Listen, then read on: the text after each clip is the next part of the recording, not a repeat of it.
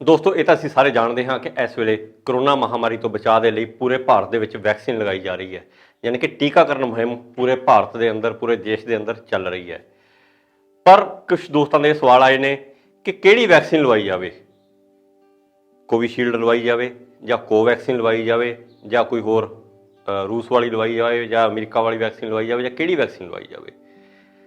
ਦੂਸਰਾ ਸਵਾਲ ਹੁੰਦਾ ਹੈ ਕਿ ਇਹਨਾਂ ਵਿੱਚੋਂ ਜਿਹੜੀਆਂ ਵੈਕਸੀਨ ਨੇ, ਕੋਵੀਸ਼ੀਲਡ ਦੇ ਕੀ ਸਾਈਡ ਇਫੈਕਟ ਨੇ, ਕੋਵੈਕਸੀਨ ਦੇ ਕੀ ਸਾਈਡ ਇਫੈਕਟ ਨੇ, ਸੇਫਟੀ ਪੱਖੋਂ ਇਹਨਾਂ ਵਿੱਚੋਂ ਕਿਹੜੀ ਵੈਕਸੀਨ ਜ਼ਿਆਦਾ ਵਧੀਆ ਹੈ, ਜ਼ਿਆਦਾ ਅਸਰਦਾਰ ਹੈ। ਇੱਕ ਤੀਸਰਾ ਸਵਾਲ ਜ਼ਿਆਦਾਤਰ ਜਿਹੜਾ ਪੁੱਛਿਆ ਜਾਂਦਾ ਹੈ ਉਹ ਇਹ ਕਿ ਕੀ ਇਹ ਵੈਕਸੀਨ ਲਵਾਉਣ ਦੇ ਦੌਰਾਨ ਜਾਂ ਇਹ ਵੈਕਸੀਨ ਲਵਾਉਣ ਤੋਂ ਬਾਅਦ ਅਸੀਂ ਸ਼ਰਾਬ ਪੀ ਸਕਦੇ ਹਾਂ, ਯਾਨੀ ਕਿ ਅਲਕੋਹਲ ਦਾ ਸੇਵਨ ਕਰ ਸਕਦੇ ਹਾਂ ਜਾਂ ਨਹੀਂ ਕਰ ਸਕਦੇ। ਇਹੋ ਜਿਹੀ ਕੁਝ ਸਵਾਲਾਂ ਦੇ ਮੈਂ ਜਵਾਬ ਲੈ ਕੇ ਹਾਜ਼ਰ ਹੋਇਆ ਹਾਂ ਤੁਹਾਡੇ ਸਾਹਮਣੇ। ਮੈਂ ਕੋਸ਼ਿਸ਼ ਕਰਾਂਗਾ ਇਸ ਵੀਡੀਓ ਦੇ ਵਿੱਚ ਕਿ ਸੌਖੀ ਭਾਸ਼ਾ ਦੇ ਵਿੱਚ, ਮੈਡੀਕਲ ਭਾਸ਼ਾ ਦੀ ਮੈਂ ਜ਼ਿਆਦਾ ਇਹਦੇ ਵਿੱਚ ਵਰਤੋਂ ਨਹੀਂ ਕਰਾਂਗਾ, ਤੇ ਮੈਂ ਤੁਹਾਨੂੰ ਸੌਖੀ ਭਾਸ਼ਾ ਦੇ ਵਿੱਚ ਸਮਝਾਉਣ ਦੀ ਕੋਸ਼ਿਸ਼ ਕਰ ਰਿਹਾ ਹਾਂ ਕਿ ਇਹ ਵੈਕਸੀਨ ਕੀ ਹੈ, ਕਿਵੇਂ ਲਵਾਉਣੀ ਚਾਹੀਦੀ ਹੈ ਜਾਂ ਕੀ ਨਹੀਂ ਲਵਾਉਣਾ ਚਾਹੀਦਾ, ਇਹਦੇ ਸਾਈਡ ਇਫੈਕਟ ਹੈਗੇ ਨੇ ਜਾਂ ਨਹੀਂ ਹੈਗੇ, ਜਾਂ ਕਿਹੜੀ ਵੈਕਸੀਨ ਲਵਾਉਣੀ ਚਾਹੀਦੀ ਹੈ। ਸਤਿ ਸ੍ਰੀ ਅਕਾਲ, ਨਮਸਤੇ, ਆਦਾਬ, ਮੈਂ ਅਮ੍ਰਿਤ ਜੱਸਲ। ਸਭ ਤੋਂ ਪਹਿਲਾਂ ਆਪਾਂ ਗੱਲ ਕਰਦੇ ਹਾਂ ਸੇਫਟੀ ਬਾਰੇ ਕਿ ਵੈਕਸੀਨ ਲਵਾਉਣੀ ਸੇਫ ਹੈ ਜਾਂ ਨਹੀਂ ਹੈ। ਦੋਸਤੋ ਮੈਨੂੰ 3 ਦਿਨ ਹੋ ਚੁੱਕੇ ਨੇ ਵੈਕਸੀਨ ਲਵਾਈ ਨੂੰ। ਮੈਂ ਖੁਦ ਵੈਕਸੀਨ ਲਵਾਈ ਹੈ। ਆ ਤੁਹਾਡੇ ਸਾਹਮਣੇ ਖੜਾ, ਚੰਗਾ ਭਲਾ ਖੜਾ, ਹੱਥ ਬਾਂਹ ਸਭ ਕੁਝ ਚੱਲ ਰਹੇ ਨੇ, ਲੱਤਾਂ ਬਾਹਾਂ ਚੱਲ ਰਹੀਆਂ ਨੇ, ਕੋਈ ਸਾਈਡ ਇਫੈਕਟ ਮੈਨੂੰ ਤਾਂ ਇਹਦੇ ਵਿੱਚ ਹੋਇਆ ਨਹੀਂ। ਮਾਈਨਰ ਜਿਹਾ ਬੁਖਾਰ ਹੋਇਆ ਸੀ, ਬੁਖਾਰ ਹੋਣ ਤੋਂ ਬਾਅਦ ਇੱਕ ਪੈਰਾਸੀਟਾਮੋਲ ਦੀ ਇੱਕ ਗੋਲੀ ਲਈ ਹੈ ਮੈਂ, ਉਸ ਤੋਂ ਬਾਅਦ ਮੈਂ ਠੀਕ ਹੋ ਗਿਆ ਸੀ। ਕੋਈ ਜ਼ਿਆਦਾ ਇਹਦੇ ਵਿੱਚ ਲੰਬੇ ਚੌੜੇ ਸਾਈਡ ਇਫੈਕਟ ਵਾਲੀ ਗੱਲ ਹੈ ਨਹੀਂ। ਪਹਿਲਾ ਪੜਾਅ ਸੀ, ਉਸ ਦੌਰਾਨ ਕਾਫੀ ਸਾਰੇ ਮੈਸੇਜ, ਕਾਫੀ ਸਾਰੇ ਵਟਸਐਪ ਯੂਨੀਵਰਸਿਟੀ ਦੇ ਉੱਤੋਂ ਸਾਨੂੰ ਬਥੇਰਾ ਕੁਛ ਉਹਦੇ ਉੱਤੇ ਮੈਸੇਜ ਵਾਇਰਲ ਆ ਰਹੇ ਹੋ ਰਹੇ ਸੀਗੇ। ਸੋਸ਼ਲ ਮੀਡੀਆ ਦੇ ਉੱਪਰ ਲੋਕ ਲਿਖ ਕੇ ਹੀ ਪਾਈ ਜਾਂਦੇ ਸੀ ਕਿ ਫਲਾਣੇ ਨੂੰ ਆਹ ਹੋ ਗਿਆ ਵੈਕਸੀਨ ਲਵਾਉਣ ਤੋਂ ਬਾਅਦ, ਧਮਕੇ ਨੂੰ ਆਹ ਹੋ ਗਿਆ। ਉਹ ਚੀਜ਼ਾਂ ਦੇ ਵਿੱਚ ਮੈਂ ਜ਼ਿਆਦਾ ਲੰਬਾ ਚੌੜਾ ਨਹੀਂ ਜਾਣਾ ਚਾਹੁੰਦਾ, ਕਿਉਂਕਿ ਕਈ ਵਾਰੀ ਵੈਕਸੀਨ ਦੇ ਜਿਹੜੇ ਪ੍ਰਭਾਵ ਉਹ ਨਹੀਂ ਹੁੰਦੇ, ਉਹਦੇ ਜਗ੍ਹਾ ਦੇ ਉੱਪਰ ਕੋਈ ਨਾ ਕੋਈ ਬਿਮਾਰੀ ਹੋਰ ਹੁੰਦੀ ਹੈ ਅਤੇ ਅਸੀਂ ਉਸ ਬਿਮਾਰੀ ਦੌਰਾਨ ਉਹ ਵੈਕਸੀਨ ਲਵਾ ਲੈਂਦੇ ਹਾਂ ਅਤੇ ਉਹ ਅਸਰ ਉਸ ਮਤਲਬ ਬਿਮਾਰੀ ਕਰਕੇ ਹੋਇਆ ਹੁੰਦਾ ਹੈ ਅਤੇ ਸਾਨੂੰ ਇਹ ਲੱਗਦਾ ਪਤਾ ਨਹੀਂ ਵੈਕਸੀਨ ਨੇ ਇਹ ਕਰਤਾ। ਤਾਂ ਕਰਕੇ ਜਿਹੜੇ ਸਾਈਡ ਇਫੈਕਟ ਵਾਲੀ ਜਿਹੜੀ ਡਿਟੇਲ ਹੈ ਇਹਦੇ ਵਿੱਚ ਮੈਂ ਲੰਬਾ ਚੌੜਾ ਨਹੀਂ ਜਾਂਦਾ, ਕਿਉਂਕਿ ਇਸ ਵੇਲੇ ਜਿਹੜਾ ਹੈ ਭਾਰਤ ਦੇ ਵਿੱਚ ਦੂਜਾ ਪੜਾਅ ਚੱਲ ਰਿਹਾ ਵੈਕਸੀਨ ਦਾ, ਵੈਕਸੀਨੇਸ਼ਨ ਦਾ ਇਸ ਵੇਲੇ ਦੂਸਰਾ ਪੜਾਅ ਚੱਲ ਰਿਹਾ। ਵੈਕਸੀਨੇਸ਼ਨ ਦਾ ਦੂਸਰਾ ਪੜਾਅ ਚੱਲਦੇ ਟਾਈਮ ਦੇ ਉੱਤੇ ਲੋਕਾਂ ਦੇ ਅੰਦਰ ਜਿਹੜਾ ਹੈਗਾ ਡਰ ਉਹ ਕਾਫੀ ਘਟ ਗਿਆ, ਕਿਉਂਕਿ ਪਹਿਲੇ ਪੜਾਅ ਦੇ ਵਿੱਚ ਜਿਨ੍ਹਾਂ ਨੇ ਵੈਕਸੀਨ ਲਵਾਈ ਸੀ ਉਹਨਾਂ ਨੇ ਤਕਰੀਬਨ ਦੂਸਰੀ ਡੋਜ਼ ਵੀ ਲਵਾ ਲਈ ਹੈ ਅਤੇ ਤਕਰੀਬਨ ਉਹ ਸੇਫ ਹੀ ਨਜ਼ਰ ਆ ਰਹੇ ਨੇ। ਜੇ ਅਸੀਂ ਕਰੀਏ ਕਿ ਕੋਈ ਲੱਖ ਬੰਦੇ ਪਿੱਛੇ ਜਾਂ 1.5 ਲੱਖ ਬੰਦੇ ਪਿੱਛੇ ਕਿਸੇ ਨੂੰ ਮਾੜਾ ਮੋਟਾ ਕੋਈ ਗੰਭੀਰ ਇਫੈਕਟ ਹੋ ਗਿਆ ਤਾਂ ਇਹ ਰੇਸ਼ੋ ਇੱਕ ਉਸ ਰੇਸ਼ੋ ਨਾਲੋਂ ਕਾਫੀ ਘੱਟ ਹੈ ਜਦੋਂ ਇੱਕ ਕਾਰ ਐਕਸੀਡੈਂਟ ਹੋ ਜਾਂਦਾ ਹੈ ਅਤੇ ਕਾਰ ਐਕਸੀਡੈਂਟ ਦੇ ਦੌਰਾਨ ਬੰਦਿਆਂ ਦੀ ਮੌਤ ਹੋ ਜਾਂਦੀ ਹੈ। ਉਸ ਦੌਰਾਨ ਜਿਹੜੀ ਰੇਸ਼ੋ ਹੈ ਉਹ ਤਕਰੀਬਨ 500 ਐਕਸੀਡੈਂਟਾਂ ਦੇ ਪਿੱਛੇ ਇੱਕ ਬੰਦੇ ਦੀ ਮੌਤ ਦੀ ਰੇਸ਼ੋ ਜਿਹੜੀ ਹੈਗੀ ਵਰਲਡ ਵਾਈਡ ਕੱਢੀ ਜਾਂਦੀ ਹੈ। ਅਤੇ ਜਿਹੜੇ ਵੈਕਸੀਨ ਦੇ ਕੇਸ ਦੇ ਵਿੱਚ ਲੱਖ ਪਿੱਛੇ ਜਾਂ 1.25 ਲੱਖ ਪਿੱਛੇ ਜਾ ਕੇ ਇੱਕ ਬੰਦਾ ਇਸ ਤਰ੍ਹਾਂ ਦੇ ਗੰਭੀਰ ਇਫੈਕਟ ਦੇ ਨਾਲ ਪ੍ਰਭਾਵਿਤ ਹੋਇਆ ਹੈ। ਦੋਸਤੋ ਮੈਂ ਗੱਲ ਕਰ ਰਿਹਾ ਸੀ ਕਿ ਵੈਕਸੀਨੇਸ਼ਨ ਦਾ ਦੂਸਰਾ ਪੜਾਅ ਸ਼ੁਰੂ ਹੁੰਦੇ ਹੀ ਭਾਰਤ ਦੇ ਲੋਕਾਂ ਦੇ ਅੰਦਰ ਜਿਹੜਾ ਹੈਗਾ ਡਰ ਘਟ ਗਿਆ ਵੈਕਸੀਨ ਨੂੰ ਲੈ ਕੇ। ਹੁਣ ਲੋਕਾਂ ਦੇ ਸਵਾਲ ਬਦਲ ਗਏ ਨੇ। ਪਹਿਲਾ ਸਵਾਲ ਹੁੰਦਾ ਸੀ ਕਿ ਸਾਨੂੰ ਵੈਕਸੀਨ ਲਵਾਉਣੀ ਚਾਹੀਦੀ ਹੈ ਕਿ ਨਹੀਂ ਲਵਾਉਣੀ ਚਾਹੀਦੀ, ਇਹਦੇ ਨਾਲ ਕੁਛ ਹੋ ਤਾਂ ਨਹੀਂ ਜਾਂਦਾ, ਕੋਈ ਇਹਦਾ ਸਾਈਡ ਇਫੈਕਟ ਤਾਂ ਨਹੀਂ। ਲੇਕਿਨ ਜਿਹੜੇ ਹੁਣ ਸਵਾਲ ਆ ਰਹੇ ਨੇ ਉਹ ਸਵਾਲ ਇਹ ਆ ਰਹੇ ਨੇ ਕਿ ਅਸੀਂ ਕਿਹੜੀ ਵੈਕਸੀਨ ਲਵਾਈਏ, ਕੋਵੀਸ਼ੀਲਡ ਲਵਾਈਏ, ਕੋਵੈਕਸੀਨ ਲਵਾਈਏ, ਜਾਂ ਅਸੀਂ ਫਾਈਜ਼ਰ ਦੀ ਵੈਕਸੀਨ ਲਵਾਈਏ, ਜਾਂ ਫਿਰ ਰੂਸ ਵਾਲੀ ਜਿਹੜੀ ਸਪੁਟਨਿਕ ਹੈ ਉਹ ਲਵਾਈ ਜਾਵੇ। ਇਹਨਾਂ ਸਾਰੀਆਂ ਵਿੱਚੋਂ ਜੇ ਅਸੀਂ ਫਾਈਜ਼ਰ ਦੀ ਗੱਲ ਕਰੀਏ ਤਾਂ ਫਾਈਜ਼ਰ ਵੈਕਸੀਨ ਜਿਹੜੀ ਹੈਗੀ ਹੈ ਉਹ 90% ਤੋਂ ਜ਼ਿਆਦਾ ਅਸਰਦਾਰ ਮੰਨੀ ਗਈ ਹੈ। ਇਸੇ ਤਰ੍ਹਾਂ ਜਿਹੜੀ ਸਪੁਟਨਿਕ ਹੈ ਰੂਸ ਵਾਲੀ, ਉਹ ਵੀ 91% ਤੋਂ ਉੱਪਰ ਅਸਰਦਾਰ ਗਿਣੀ ਗਈ ਹੈ। ਹਾਲਾਂਕਿ ਜਿਹੜਾ ਰਸ਼ੀਆ ਦਾਅਵਾ ਕਰ ਰਿਹਾ ਕਿ ਸਾਡੀ ਜਿਹੜੀ ਵੈਕਸੀਨ ਆ ਉਹ 97% ਅਸਰਦਾਰ ਹੈ, ਪਰ ਜਿਹੜੀ ਗਲੋਬਲ ਰੂਪ ਦੇ ਵਿੱਚ ਯਾਨੀ ਕਿ ਜਿਹੜੀ ਪੂਰੀ ਦੁਨੀਆ ਦੇ ਵਿਗਿਆਨੀਆਂ ਨੇ ਇਸ ਨੂੰ 91% ਅਸਰਦਾਰ ਮੰਨਿਆ ਹੈ। ਜੇ ਅਸੀਂ ਇਸ ਤੋਂ ਬਾਅਦ ਗੱਲ ਕਰੀਏ ਭਾਰਤੀ ਵੈਕਸੀਨਾਂ ਦੀ ਤਾਂ ਉਹਦੇ ਵਿੱਚ ਜਿਹੜੀ ਸਾਡੀ ਕੋਵੈਕਸੀਨ ਆ ਜਾਂਦੀ ਹੈ। ਕੋਵੈਕਸੀਨ ਦੇ ਜਿਹੜੇ ਦੋਨੋਂ ਟੀਕੇ ਲਵਾਉਣ ਤੋਂ ਬਾਅਦ ਇਹ ਮੰਨਿਆ ਜਾ ਰਿਹਾ ਕਿ 81% ਇਹ ਅਸਰਦਾਰ ਹੈ। ਪਰ ਜਿਹੜੀ ਕੋਵੀਸ਼ੀਲਡ ਹੈ, ਯਾਨੀ ਕਿ ਕੋਵੀਸ਼ੀਲਡ ਦੀ ਅਸੀਂ ਗੱਲ ਕਰਦੇ ਹਾਂ ਜਦੋਂ, ਤਾਂ ਕੋਵੀਸ਼ੀਲਡ ਦੇ ਜਿਹੜੇ ਦੋਨੇ ਇੰਜੈਕਸ਼ਨ ਲਵਾਉਣ ਤੋਂ ਬਾਅਦ ਜਿਹੜਾ ਉਹਦਾ ਡਾਟਾ ਅਪਲੋਡ ਹੋਣਾ ਚਾਹੀਦਾ ਸੀ ਜਾਂ ਉਹਦੇ ਰਿਜ਼ਲਟ ਸ਼ੇਅਰ ਕੀਤੇ ਜਾਣੇ ਚਾਹੀਦੇ ਸੀਗੇ, ਉਹ ਹਾਲੇ ਤੱਕ ਸ਼ੇਅਰ ਨਹੀਂ ਹੋਏ ਨੇ। ਉਹਦੇ ਇੱਕ ਇੰਜੈਕਸ਼ਨ ਤੋਂ ਬਾਅਦ ਜਿਹੜਾ ਪਹਿਲਾ ਇੰਜੈਕਸ਼ਨ ਅਸੀਂ ਜਦੋਂ ਲਵਾ ਲੈਂਦੇ ਹਾਂ, ਯਾਨੀ ਕਿ ਪਹਿਲੀ ਵੈਕਸੀਨ ਜਦੋਂ ਲੱਗ ਜਾਂਦੀ ਹੈ, ਪਹਿਲੀ ਵੈਕਸੀਨ ਲੱਗਣ ਤੋਂ ਬਾਅਦ ਉਹਨੂੰ 67% ਇਫੈਕਟਿਵ ਗਿਣਿਆ ਜਾ ਰਿਹਾ, ਯਾਨੀ ਕਿ 67% ਉਹ ਅਸਰਦਾਰ ਹੈਗੀ ਹੈ ਇਸ ਵੇਲੇ। ਪਰ ਜੇ ਅਸੀਂ ਇਹਨਾਂ ਅੰਕੜਿਆਂ ਦੇ ਵਿੱਚ ਨਾ ਜਾ ਕੇ ਜੇ ਸਿੱਧੇ ਰੂਪ ਦੇ ਵਿੱਚ ਗੱਲ ਕਰੀਏ ਤਾਂ ਜਿਹੜੇ ਇਹ ਅੰਕੜੇ ਨੇ ਇਹ ਬਹੁਤ ਸਾਰੀਆਂ ਚੀਜ਼ਾਂ ਦੇ ਉੱਪਰ ਨਿਰਭਰ ਕਰਦੇ ਹੁੰਦੇ ਨੇ ਕਿ ਇਹ ਕਿਹੜੇ ਇਨਸਾਨਾਂ ਦੇ ਉੱਪਰ ਚੈੱਕ ਕੀਤੀ ਗਈ ਆ। ਉਹ ਜਿਹੜੇ ਇਨਸਾਨ ਜਿਨ੍ਹਾਂ ਦੇ ਉੱਪਰ ਇਹ ਚੈੱਕ ਹੋਈ ਹੈ, ਜਿਨ੍ਹਾਂ ਦੇ ਉੱਪਰ ਇਹਨਾਂ ਦਾ ਟ੍ਰਾਇਲ ਹੋਇਆ ਹੈ, ਜਿਨ੍ਹਾਂ ਉੱਪਰ ਇਹਨਾਂ ਦੀ ਟੈਸਟਿੰਗ ਹੋਈ ਹੈ, ਉਹ ਇਨਸਾਨ ਕੀ ਖਾਂਦੇ ਸੀ, ਉਹਨਾਂ ਦੀਆਂ ਆਦਤਾਂ ਕਿਹੋ ਜਿਹੀਆਂ ਹੈਗੀਆਂ ਨੇ, ਅਲੱਗ-ਅਲੱਗ ਡਿਪੈਂਡ ਕਰਦਾ, ਯਾਨੀ ਕਿ ਆਂਧਰਾ ਪ੍ਰਦੇਸ਼ ਦੇ ਲੋਕਾਂ ਦੀਆਂ ਆਦਤਾਂ ਹੋਰ ਹੋਣਗੀਆਂ, ਉੜੀਸਾ ਦੇ ਹੋਰ ਹੋਣਗੀਆਂ, ਹਿਮਾਚਲੀਆਂ ਦੇ ਹੋਰ ਹੋਣਗੀਆਂ, ਪੰਜਾਬ ਵਾਲਿਆਂ ਦੇ ਹੋਰ ਹੋਣਗੀਆਂ।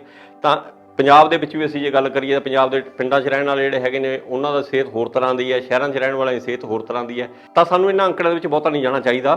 ਕੁੱਲ ਮਿਲਾ ਕੇ ਜੇ ਅਸੀਂ ਕਹੀਏ ਤਾਂ ਇਹ ਸਾਰੀਆਂ ਹੀ ਵੈਕਸੀਨ ਜਿਹੜੇ ਹੈਗੇ ਨੇ ਇਹ ਅਸਰਦਾਰ ਨੇ। ਹੁਣ ਸਵਾਲ ਆਉਂਦਾ ਹੈ ਕਿ ਵੈਕਸੀਨ ਕਿਹੜੀ ਲਵਾਈ ਜਾਵੇ। ਭਾਰਤ ਸਰਕਾਰ ਵੱਲੋਂ ਹਾਲ ਦੀ ਘੜੀ ਕੋਵਿਸ਼ੀਲਡ ਤੇ ਕੋਵੈਕਸਿਨ, ਇਹ ਦੋ ਜਿਹੜੀਆਂ ਭਾਰਤ ਦੀਆਂ ਬਣੀਆਂ ਹੋਈਆਂ ਵੈਕਸੀਨ ਨੇ, ਇਹੀ ਲਗਾਈਆਂ ਜਾ ਰਹੀਆਂ ਨੇ। ਪ੍ਰਾਈਵੇਟ ਹਸਪਤਾਲਾਂ ਵਿੱਚ ਵੀ ਇਹੀ ਲੱਗ ਰਹੀਆਂ ਨੇ, ਸਰਕਾਰੀ ਦੇ ਵਿੱਚ ਵੀ ਇਹੀ ਲੱਗ ਰਹੀਆਂ ਨੇ।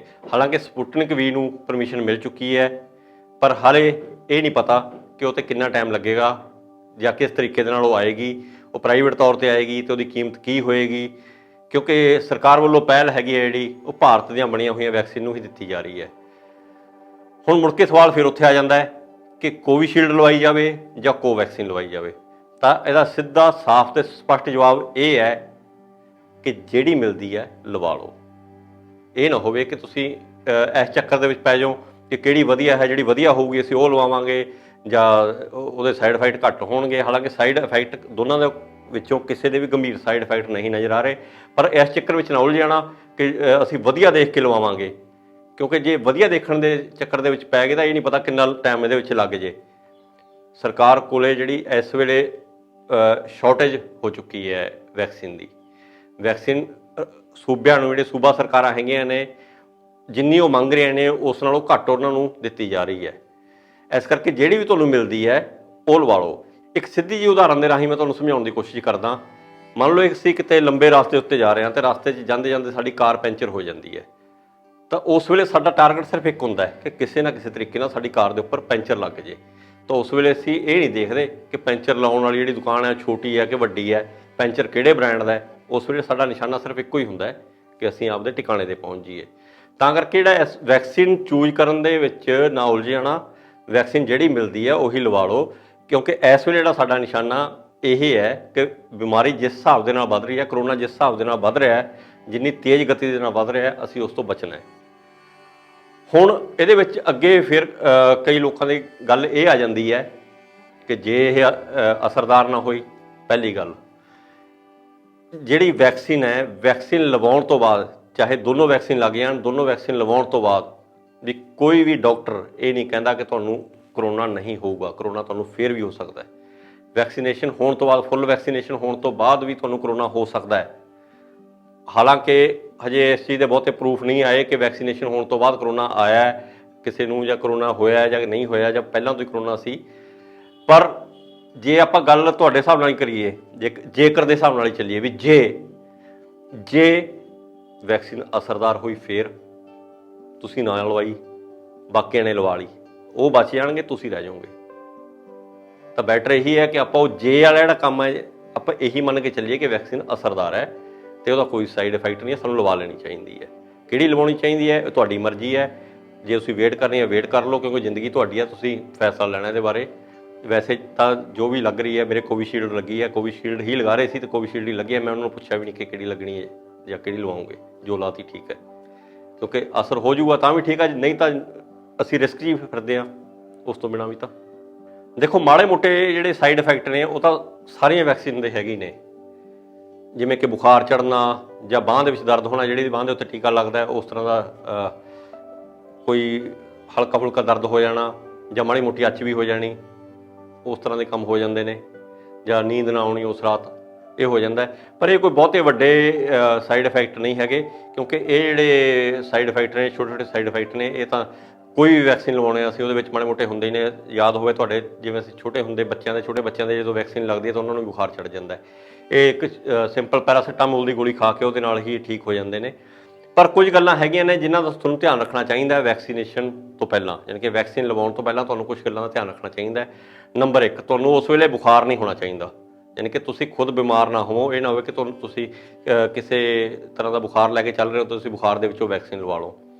ਨੰਬਰ 2, ਤੁਸੀਂ ਕਿਸੇ ਵੀ ਕਿਸਮ ਦੀ ਐਂਟੀਬਾਇਓਟਿਕ ਜਿਹੜੀ ਹੈਗੀ ਹੈ ਉਹ ਨਾ ਖਾਓ ਤਾਂ ਚੰਗੀ ਗੱਲ ਹੈ ਉਹਨਾਂ ਦਿਨਾਂ ਦੇ ਵਿੱਚ, ਯਾਨੀ ਕਿ ਵੈਕਸੀਨੇਸ਼ਨ ਜਦੋਂ ਤੁਹਾਡੀ ਹੈਗੀ ਆ ਉਹਨਾਂ ਦਿਨਾਂ ਵਿੱਚ ਕੋਈ ਵੀ ਹੋਰ ਦਵਾਈ ਉਹਦੇ ਨਾਲ ਨਾ ਲਿਓ ਤੁਸੀਂ।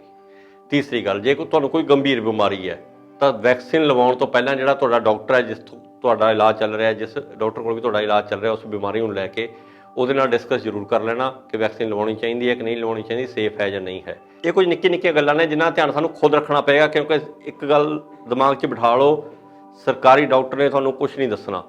ਸਾਨੂੰ ਪਤਾ ਸਾਡੇ ਡਾਕਟਰਾਂ ਦਾ ਹਾਲ, ਸਾਨੂੰ ਪਤਾ ਸਾਡੇ ਸਿਹਤ ਸਿਸਟਮ ਦਾ ਹਾਲ ਕੀ ਹੈ। ਤੁਸੀਂ ਗਏ ਉੱਥੇ ਜਾ ਕੇ ਤੁਹਾਡੀ ਰਜਿਸਟ੍ਰੇਸ਼ਨ ਕਰਕੇ ਉਹਨਾਂ ਨੇ ਟੀਕਾ ਲਾਉਣ ਦੀ ਕਾਹਲੀ ਕਰਨੀ ਹੈ, ਕਿਉਂਕਿ 140 ਕਰੋੜ ਦੀ ਆਬਾਦੀ ਵਾਲਾ ਸਾਡਾ ਇਹ ਦੇਸ਼ ਹੈ। ਐਡੀ ਆਬਾਦੀ ਵਾਲੇ ਦੇਸ਼ ਦੇ ਵਿੱਚ ਉਹ ਟਾਈਮ ਨਹੀਂ ਦੇ ਸਕਦੇ ਇੰਨਾ। ਉਹ ਕਹਿੰਦੇ ਅਸੀਂ ਬਹੁਤ ਬਿਜੀ ਹਾਂ। ਲੰਬੀਆਂ ਲੰਬੀਆਂ ਕਤਾਰਾਂ ਲੱਗੀਆਂ ਪਈਆਂ ਨੇ ਵੈਕਸੀਨ ਲਵਾਉਣ ਵਾਲਿਆਂ ਦੀਆਂ। ਹਾਲਾਂਕਿ ਇਹ ਜੇ ਆਪਾਂ ਦੇਖੀਏ ਤਾਂ ਰੂਲ ਦੇ ਮੁਤਾਬਕ ਗਲਤ ਹੈ। ਪ੍ਰਧਾਨ ਮੰਤਰੀ ਹਰ ਭਾਸ਼ਣ ਦੇ ਵਿੱਚ ਕਹਿੰਦੇ 2 ਗਜ ਕੀ ਦੂਰੀ ਹੈ ਜ਼ਰੂਰੀ। ਵੈਕਸੀਨ ਲਵਾਉਣ ਲੱਗੇ ਉਹਨਾਂ ਨੇ ਲੰਬੀਆਂ ਲੰਬੀਆਂ ਕਤਾਰਾਂ ਲਵਾ ਰੱਖੀਆਂ ਨੇ। ਹਾਲਾਂਕਿ ਗਲਤ ਹੈ ਇਹ, ਪਰ ਕੋਈ ਹੱਲ ਨਹੀਂ ਇਹਨਾਂ ਗੱਲਾਂ ਦਾ। ਸਾਡੇ ਕੋਲ ਕੋਈ ਹੱਲ ਨਹੀਂ ਇਹਨਾਂ ਗੱਲਾਂ ਦਾ। ਨਾ ਤੁਹਾਡੇ ਕੋਲ ਹੱਲ ਹੈ, ਨਾ ਮੇਰੇ ਕੋਲ ਹੱਲ ਹੈ। ਇਹ ਸਰਕਾਰਾਂ ਨੇ ਦੇਖਣਾ ਜਾਂ ਸਿਹਤ ਸਿਸਟਮ ਨੇ ਦੇਖਣਾ ਜਾਂ ਕਿਸ ਤਰੀਕੇ ਦੇ ਨਾਲ ਉਹਨਾਂ ਨੇ ਲਗਾਉਣੀ ਹੈ। ਇਸ ਕਰਕੇ ਤੁਹਾਡੀ ਸੇਫਟੀ ਤੁਹਾਡੇ ਹੱਥ ਹੈ। ਤੁਸੀਂ ਆਪਣੀ ਸੇਫਟੀ ਦੇ ਹਿਸਾਬ ਦੇ ਨਾਲ ਮਾਸਕ ਵਗੈਰਾ ਪਾ ਕੇ ਉੱਥੇ ਜਾਓ ਅਤੇ ਵੈਕਸੀਨ ਲਵਾਓ। ਉਹਦੇ ਵਿੱਚ ਤੁਸੀਂ ਇਹ ਨਾ ਸੋਚੋ ਕਿ ਸਾਨੂੰ ਡਾਕਟਰ ਦੱਸੂਗਾ ਜਾਂ ਡਾਕਟਰ ਪੁੱਛੂਗਾ, ਡਾਕਟਰ ਤੁਹਾਡੇ ਨਾਲ ਗੱਲ ਕਰੋ। ਡਾਕਟਰ ਨੇ ਤੁਹਾਡੇ ਨਾਲ ਕੋਈ ਲੰਬੀ ਚੌੜੀ ਗੱਲ ਉਸ ਵੇਲੇ ਨਹੀਂ ਕਰਨੀ। ਉਹਨੂੰ ਤਾਂ ਤੁਹਾਡੇ ਗਿਆਂ ਦੇ ਵੈਕਸੀਨ ਲਾ ਦੇਣੀ ਹੈ। ਤੁਹਾਨੂੰ ਕੀ ਪਹਿਲਾਂ ਬਿਮਾਰੀ ਹੈਗੀ ਹੈ ਜਾਂ ਪਹਿਲਾਂ ਤੁਹਾਨੂੰ ਕਿਸ ਤਰੀਕੇ ਦੇ ਕੋਈ ਲੱਛਣ ਹੈਗੇ ਨੇ, ਹੋ ਸਕਦਾ ਤੁਹਾਨੂੰ ਪਹਿਲਾਂ ਤੋਂ ਕਰੋਨਾ ਦੇ ਕੋਈ ਲੱਛਣ ਨਜ਼ਰ ਆ ਰਹੇ ਹੋਣ, ਤਾਂ ਪਹਿਲਾਂ ਉਸ ਕਰੋਨਾ ਦਾ ਇਲਾਜ ਕਰੋ। ਇਲਾਜ ਕਰਨ ਤੋਂ ਬਾਅਦ 2 ਮਹੀਨਿਆਂ ਬਾਅਦ, ਫਿਰ 1.5 ਮਹੀਨੇ ਬਾਅਦ ਫਿਰ ਤੁਸੀਂ ਉਸ ਦਾ ਜਿਹੜੀ ਵੈਕਸੀਨ ਹੈ ਫਿਰ ਲਵਾਓ। ਉਸ ਤੋਂ ਪਹਿਲਾਂ ਤੁਸੀਂ ਵੈਕਸੀਨ ਨਾ ਲਵਾਓ। ਅਗਲਾ ਸਵਾਲ ਜਿਹੜਾ ਅਕਸਰ ਪੁੱਛਿਆ ਜਾਂਦਾ ਹੈ, ਖਾਸ ਕਰਕੇ ਜਿਹੜੇ ਸਾਡੇ ਪੰਜਾਬ ਦੇ ਲੋਕ ਨੇ, ਸਾਡੇ ਪੰਜਾਬ ਦੇ ਜਿਹੜੇ ਖਾਸ ਕਰਕੇ ਅਸੀਂ ਮੇਲ ਪਰਸਨ ਦੀ ਗੱਲ ਕਰੀਏ, ਉਹ ਇੱਕ ਸਵਾਲ ਆਮ ਤੌਰ 'ਤੇ ਪੁੱਛ ਲੈਂਦੇ ਨੇ, ਯਾਰ ਸ਼ਰਾਬ ਪੀ ਸਕਦੇ ਹਾਂ ਵੈਕਸੀਨ ਵੇਲੇ? ਵੈਕਸੀਨ ਲਵਾਉਣ ਤੋਂ ਬਾਅਦ ਸ਼ਰਾਬ ਤਾਂ ਨਹੀਂ ਬੰਦ ਕਰਾਉਂਦੇ?